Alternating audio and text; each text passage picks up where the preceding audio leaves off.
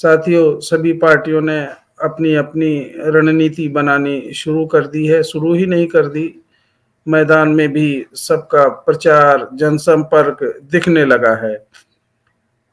तमाम तरह के शुभचिंतकों, विचारकों, राजनीतिक विश्लेषकों के जो विश्लेषण टीवी या मीडिया या सोशल मीडिया में दिखाई दे रहे हैं, उससे लग रहा है कि जहां ये भाजपा या समाजवादी पार्टी या इनके पिछलग्गू ये मीडिया बहुजन समाज पार्टी को कहीं टक्कर में ही नहीं दिखा रही थी, आज उन्हें भी लग रहा है कि बहुजन समाज पार्टी कितनी मजबूती से चुनाव लड़ रही है। बहुजन समाज पार्टी का प्रचार और अभियान वो केवल चुनाव के समय नहीं, वो हरदम चलता रहता है। समाज को जोड़ने का काम, लोगों से मिलने का काम, लोगों से तरह तरह के गठबंधन करने का काम हरदम चलता रहता है। तो यह साइलेंट प्रचार, साइलेंट अभियान, साइलेंट वोटर किसी को नजर नहीं आता। ये इनके चश्मे का नंबर चुनाव के समय बिल्कुल बदल जाता है। मगर साथियों, जो अनुमान लगाया जा रहा है वो पश्चिमी उत्तर प्रदेश की इन 58 सीटों पे बहुजन समाज पार्टी का वर्चस्व पिछले कई दशकों से लगातार, पिछले दशक से लगातार बराबर बढ़त बनाए हुए है। भले पिछली बार सीटें ना मिली हों, लेकिन 30 जगहों पर Bahujan Samaj party second position पे और 3-4% के मार्जिन से, वोट से ही केवल हारी थी। और यह प्रतिशत है वो इस बार पूरा होने की उम्मीद लग रही है। कारण यह है,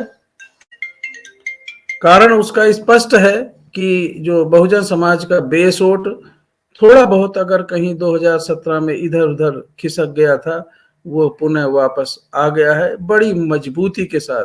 बहुजन समाज के लोग बड़ी मजबूती के साथ बहन मायावती जी के प्रति समर्पित है। उनका कमिटमेंट लगातार बढ़ता जा रहा है।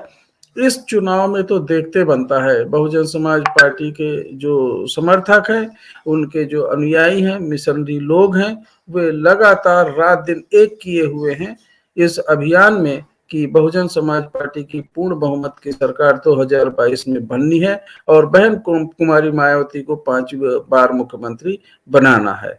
दूसरी पार्टियों के लोग, चाहे वो भारतीय जनता पार्टी के लोग हों, समाजवादी पार्टी के लोग हों, जो प्रत्याशी बहुजन समाज पार्टी के खड़े किए गए हैं, उनकी अपेक्षा कहीं प्रत्याशी ठहर नहीं रहे। उन्हें चयन करने में बड़ी दुविधा का सामना करना पड़ रहा है, बहुत असमंजस में है। आज ये है कि भारतीय जनता पार्टी के शीर्ष स्थल के नेता मेरठ और इसके इर्द गिर्द सभी जिलों में अपने डेरा डाल चुके हैं। पूरा केंद्र का मंत्रालय और उत्तर प्रदेश का मंत्रालय सब पूरे जोर से इस पश्चिमी उत्तर प्रदेश में अपना डेरा डाल के और लोगों को हर तरह से प्रभावित करने की कोशिश में लगे हुए हैं। लेकिन पूरे उत्तर प्रदेश ही नहीं, पूरे भारत में भारतीय जनता पार्टी के अगेंस्ट जनमानस का जो उसमें हो, चाहे किसान हो, चाहे मजदूर हो, चाहे विद्यार्थी हो, सब लोग बहुत रुष्ट हैं, बहुत नाराज हैं। हर हालत में इस भारतीय जनता पार्टी की सरकार को उखाड़ फेंकने के लिए वचनबद्ध हैं। उनसे कहीं भी पूछा जाए, जो युवा वर्ग है विशेष रूप से, वो बहुत परेशान हो चुका है। बेरोजगारी और महंगाई ने उसकी कमर तोड़ दी है। उसका कोई इलाज भारतीय जनता पार्टी के इन वादा खिलाफी या जुमलेबाजी या आश्वासन से वो संतुष्ट नहीं हो रहा है। तो किसानों का जो आंदोलन है, किसानों की जो दुर्गति हुई है, जो उनकी स्थिति हुई है, वो देखी है लोगों ने, तो भारतीय जनता पार्टी से बिल्कुल नाराज हैं। विकल्प के रूप में कोई कुछ भी कहे कि समाजवादी पार्टी भाजपा से समाजवादी पार्टी ही मुकाबले में है। ये मीडिया की बदमाशी या ये ऐसे लोगों की बदमाशी जो इस तंत्र को, इस गुंडागिरी को और ऐसे शासन व्यवस्था को बनाए रखना चाहते हैं, बीजेपी की हो या समाजवादी की, ऐसे लोगों की खुराफात, ऐसे लोगों का ही बददिमाग है।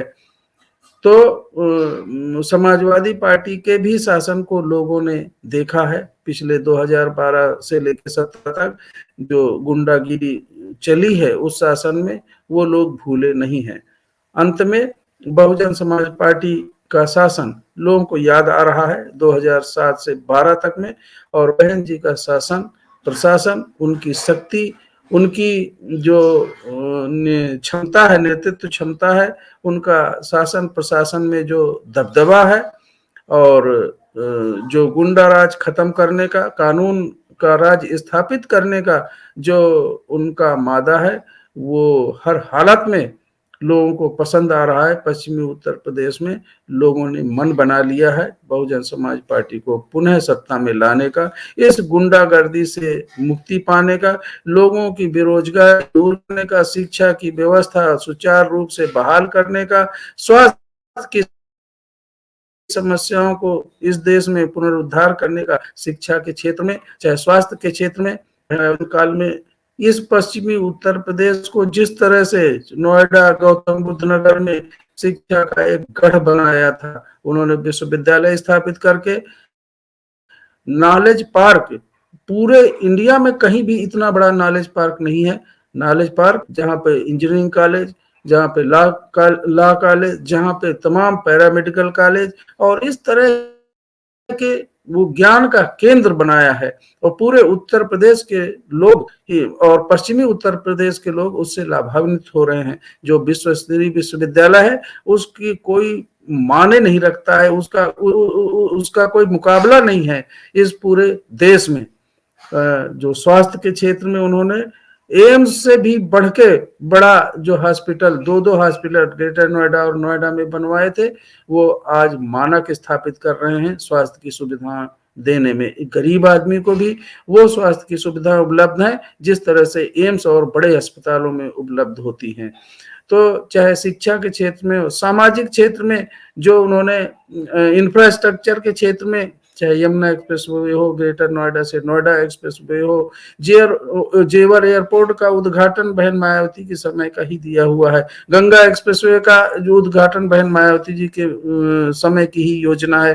तो गाजियाबाद में छात्रावास हो, चाहे ITI हो, चाहे और प्रशिक्षण संस्थान हो, इंटर कॉलेज हो, इस क्षेत्र में खोलने का प्रयास बहन मायावती जी ने किया था, कानून का राज स्थापित किया था, लोग भय मुक्त समाज में रह रहे थे, प्रदान की गई थी महिलाओं के लिए, बाहर से आगे नोएडा में या आसपास NCR में नौकरी करती हैं, उनके लिए छात्रावास की स्थापना बहन जी ने किया था।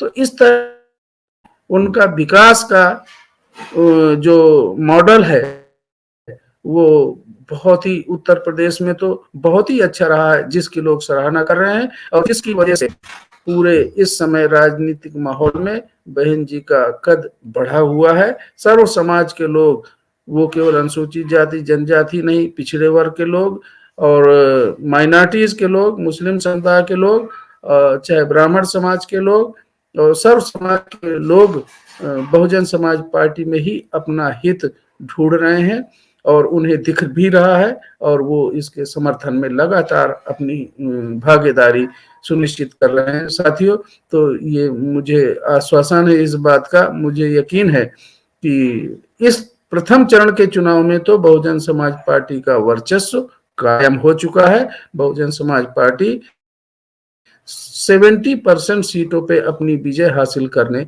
जा रही है। धन्यवाद साथियों, मेरा जय भीम, नमो बुद्धाय, नमस्कार।